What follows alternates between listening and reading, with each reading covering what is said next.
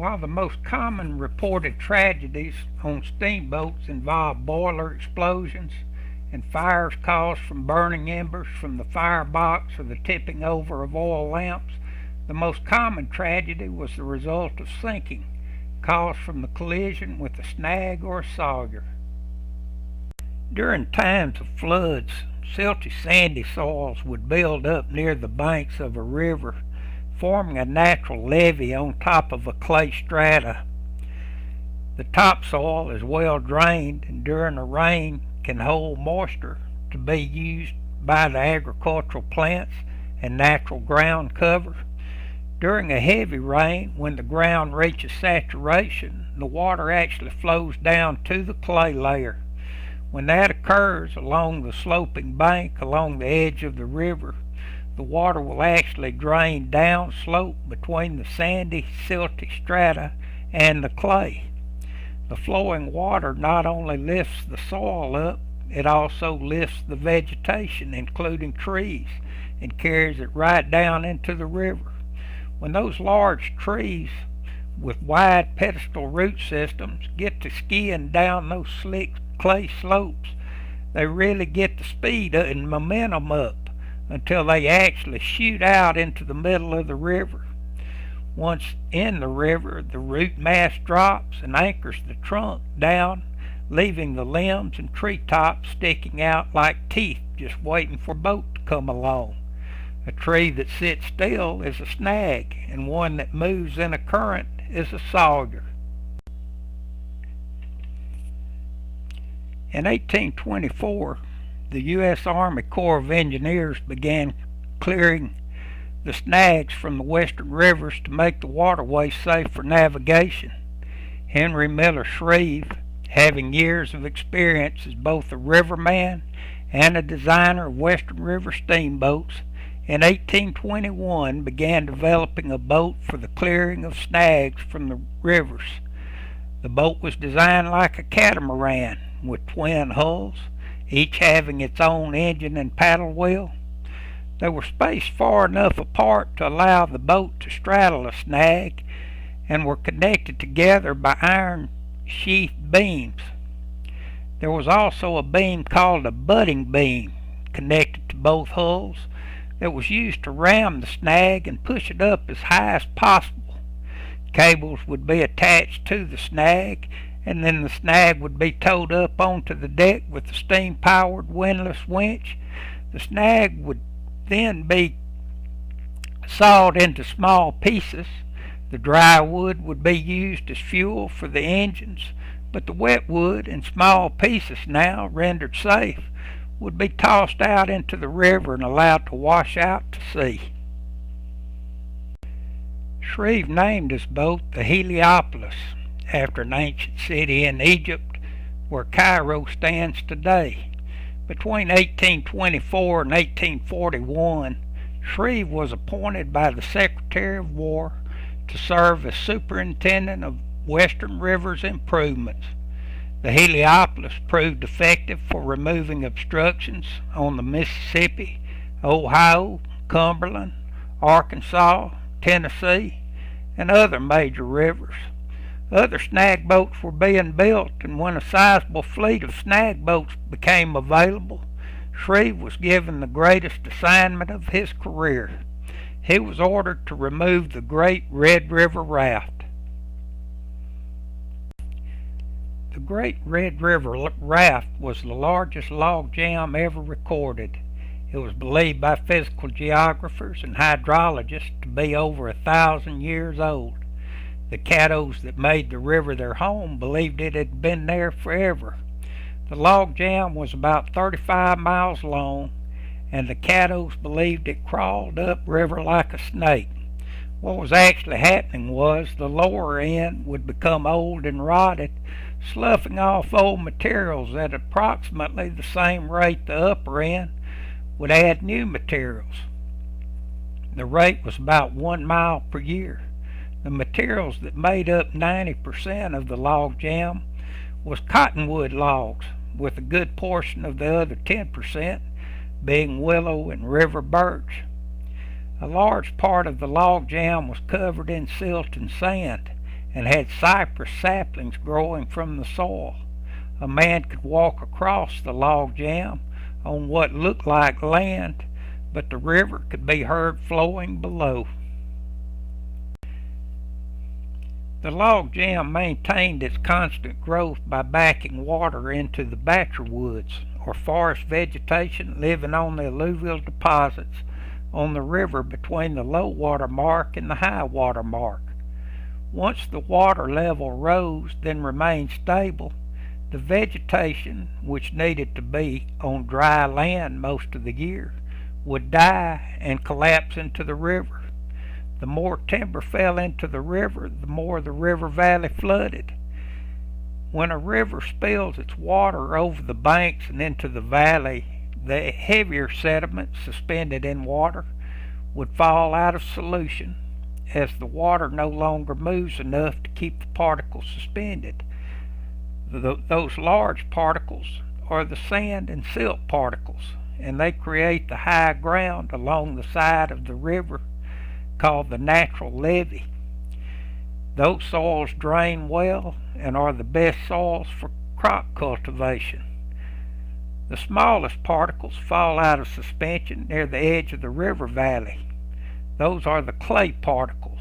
The clay particles are very sticky, microscopic in comparison to a sand particle, and don't drain well. Clay soils make up the back swamp. Because the log jam kept the Red River Valley flooded much more frequently than average rivers, the natural levee built up at a very rapid rate, and the water flow from the back swamps would become restricted. This situation caused natural swamps, lakes, to form on both sides of the valley. By measuring the elevation of the natural levee in relationship to the depth of the back swamp, it has been determined that the raft began somewhere near the rapids in Rapides Parish and worked to shape the valley all the way into southwest Arkansas. I've often heard that the log jam was 150 miles long. It never was that long at any given time, but it affected a stretch of the river much longer than 150 miles. In the 1830s, northeast Texas became important as both an agriculture and manufacturing region. The area possessed both iron ore and good soil for cotton farming. With iron smelting going on in Marshall and Dangerfield, those two towns needed a good year-round port. The town of Jefferson grew up on the Big Cypress Bayou at the furthest point where a steamboat could turn around to serve as that port. I placed a map of northwest Louisiana waterways next to an identical map with the steamboat route to Jefferson, marked in red.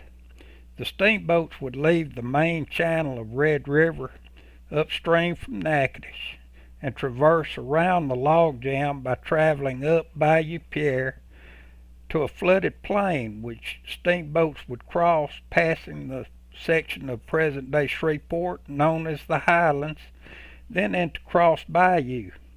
There the boats returned to the main channel of Red River, then upstream to 12 Mile Bayou. 12 Mile Bayou would deliver the boats to Caddo Lake, a large swamp lake created by the Great Red River Raft.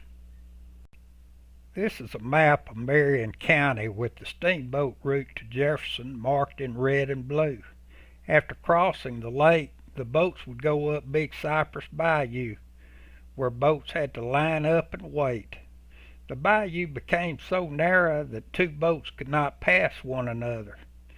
6 boats would enter and 6 would return before the next 6 could take their turn. Only at the turning basin at the port of Jefferson was there room enough for the boats to turn around, and 6 is the largest number that the port could accommodate and still make the turnaround. In 1832, Superintendent of Western Rivers Improvements, Henry Miller Shreve, arrived in Natchitoches with 4 snag boats and 150 men. While I didn't find a list of the number of vessels making up the fleet, I'm sure he had to have several supply boats and quarter boats to support the operation. A systematic removal of the log jam began, which involved a combination of ramming the logs with the butting beams of the snag boat and men cutting and prying logs while walking atop the land that formed atop the log jam. In this classic painting of Henry Miller Shreve performing a walkover and visual survey to plan how he would perform his task, one could see a good representation of how the log jam looked before Shreve removed the most difficult part of the log jam. Working seasonally, the work continued until 1839. Problems arose from the fact that the river moved slowly over the silted up channel where the river had been, and the current moved much too slowly to carry away the cut up debris. A solution was developed that would both dispose of the debris and increase the flow in the main channel. The debris was moved into the mouths of the distributaries and tied off in an attempt to develop a raft on the side channels much like the one that they were removing. It worked well temporarily, but 2 things upset the result. Floods occurred on a regular basis, and the cordage used to anchor the debris in place rotted. Every flood season, the debris was picked up and delivered back into the main channel. Shreve completed the opening through the raft in 1839. Shreve's final report said that the passage through the raft would require regular maintenance to keep the river open. The work camp established by Shreve became the riverport city of Shreveport via the Shreve Town Company. In 1841, President John Tyler relieved Shreve of his position, and in time a raft made up of previously removed logs as well as more logs from upstream formed in the main channel of the Red River. In 1871, Lieutenant Eugene Woodruff was tasked with the removal of the new raft. He was much more efficient in removing the raft and clearing the waterway, but his method was dangerous and tedious for the men who had to perform the work. They used the highly unstable explosive nitroglycerin. Working with nitroglycerin required intense concentration and slow, steady movement while setting the explosives. It was a job I would have never lived long performing.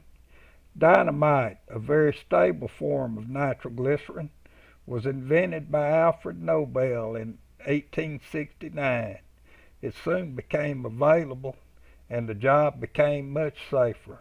Lieutenant Woodruff passed away during a yellow fever epidemic in 1873.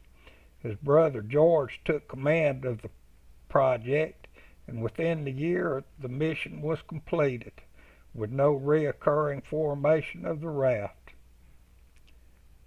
This photo looks old, but was actually taken in recent years. It is the Steamboat Graceful Ghost, owned by Lexi Palmore. She went to work showing Caddo Lake to the tourists after working as the only woman steamboat pilot with the Delta Queen steamboat line. At 6'6", she was a woman I could truly look up to. My interest in steamboats started with this boat. I served as an oiler a few times aboard it, and also piloted her overflow barge when she had too many passengers for the Graceful Ghost.